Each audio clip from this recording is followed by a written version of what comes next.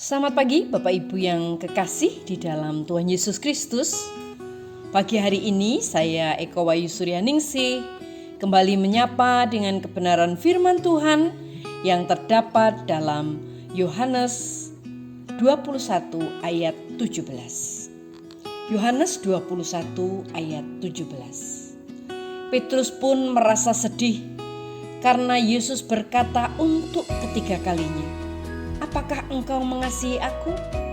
Dan ia berkata kepadanya, "Tuhan, engkau tahu segala sesuatu.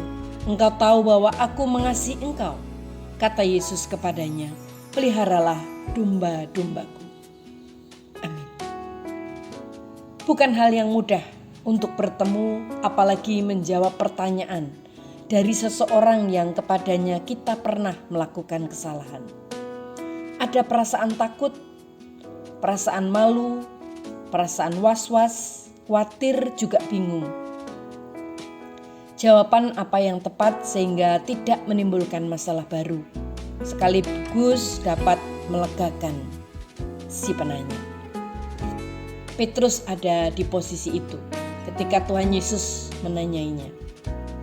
Sejak peristiwa penyangkalan yang dilakukan Petrus hingga kebangkitan Yesus, Alkitab mencatat percakapan antara Yesus dengan Petrus ini adalah yang pertama.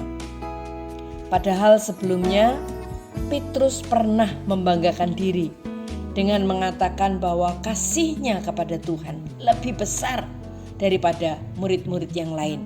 Hal itu bisa kita lihat di dalam kitab Injil Matius 26 ayat 33 dan juga Yohanes 13 ayat 37.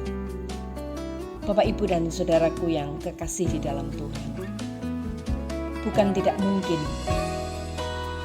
jika kita berpikir secara manusia, Yesus akan mengungkit penyangkalan Petrus. Bisa saja sang guru merasa kesal sehingga akan memberikan teguran, atau lebih dari itu, Yesus akan mencoret namanya dari daftar nama para murid dan memberikan hukuman. Barangkali, pernahkah saudara mengalami pengkhianatan seperti itu? Apa reaksi kita?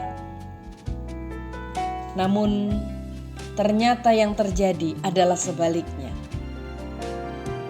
Yesus tidak hanya mengampuni Petrus, ia bahkan memulihkan dan mempercayakan sebuah pengutusan yang luar biasa. Yesus tetap mengasihi Petrus seperti sebelumnya. Yesus memberikan lagi kesempatan bagi Petrus untuk menyatakan kasihnya kepada Tuhan. Mari bersyukur karena Tuhan yang kita sembah senantiasa memberikan kesempatan kepada setiap umatnya untuk beroleh pemulihan. Baiklah kita memanfaatkan setiap kesempatan dengan menyatakan setiap penyesalan atas kesalahan dengan melakukan pertobatan. Kembali menyatakan iman dan kasih kepada Tuhan dengan kesungguhan dan ketulusan. Bapak, Ibu, dan saudaraku yang kekasih di dalam Tuhan, jika Tuhan berkenan memulihkan dan memberikan kita hati yang mau mengampuni, mari kita belajar didikan dari Tuhan. Andalkan Dia dalam setiap langkah kehidupan kita dan tetap percaya. Amin. Mari kita berdoa. Tuhan, berkati kami supaya kami dapat terus hidup mengikuti didikan-Mu dan merendahkan hati di hadapan-Mu. Dalam nama Tuhan Yesus kami berdoa. Haleluya. Amin.